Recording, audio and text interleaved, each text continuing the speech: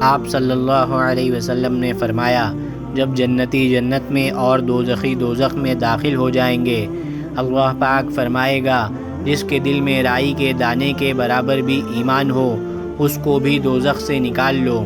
تب ایسے لوگ دوزخ سے نکال لیے جائیں گے اور وہ جل کر کوئلے کی طرح سیاہ ہو چکے ہوں گے۔ پھر زندگی کی نہر میں یا بارش کے پانی میں ڈالے جائیں گے۔ اس وقت وہ دانے کی طرح اگ آئیں گے، جس طرح ندی کے کنارے دانے اگ آتے ہیں۔ کیا تم نے نہیں دیکھا کہ دانہ زردی مائل پیچ در پیچ نکلتا ہے؟